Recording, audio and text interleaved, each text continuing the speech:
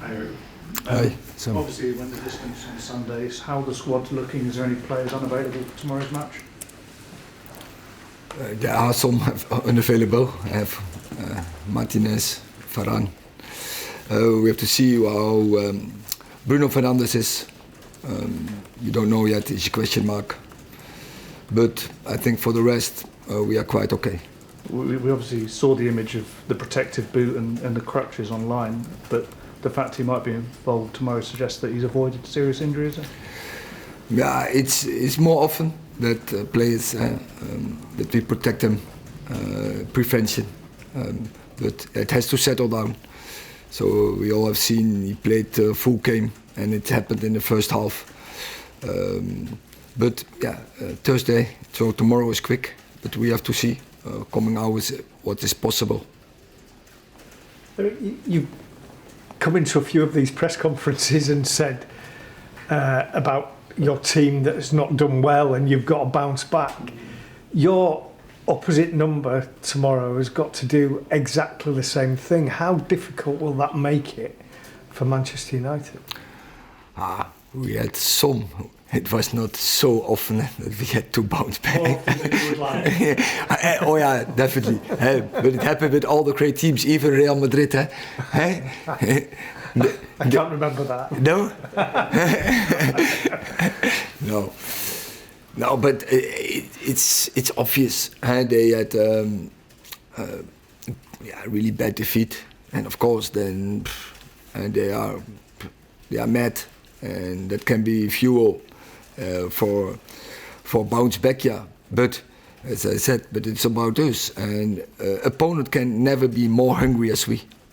And that is how we have to prepare the game, and so make sure tomorrow we are ready to go front foot and be dominant and dictate the game. How have you done it on the odd occasion this season that it's happened? Because you've clearly got good players. You say all the time that they've proved that they're good players, but when they don't play to your expectations, what do you tell them? What do you say? It's not always the same. It depends on what is the reason behind, and then it depends on the reason you tell them. So it's about situational leadership. I call it. Call it what? Sorry. So from out of the situation, right? You take the lead. You give the message. So that depends on the occasion. Okay, thank you. Richard. Erik, what sort of significance do you put on this game in terms of the goal of finishing in the top four? Because when you look at the points you've already accrued, the games in hand, the relative positions of the two teams, how significant would a victory in this match be in terms of securing your goal? Very. You see the table, then it's quite clear. But the approach, our approach will not change. Our approach is we want to win every game. Doesn't matter who the opponent is. And obviously the one standout player for Spurs season in, season out is Harry Kane. The problems he poses for you as a defence. How do you go about marshalling and limiting the impact he can have on this game? It's quite clear. His impact on the game from Spurs, yeah. And yeah, we have a plan, of course, before for that. And yeah, home game we did very well. So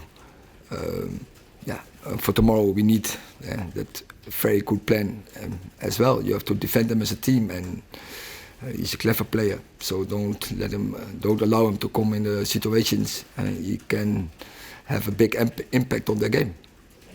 Rob.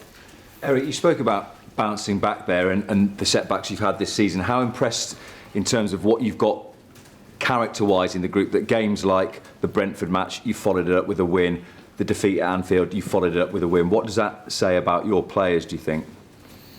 That they are resilient, and so they are able to do it. And that's not easy, but they can do it. And now we have to make the next step to do it also in games where you get a setback. And maybe you can even have a bad setback, but then also show the character and personality that you in the game bounce back. the question was also asked about what you say to players after you've had a defeat.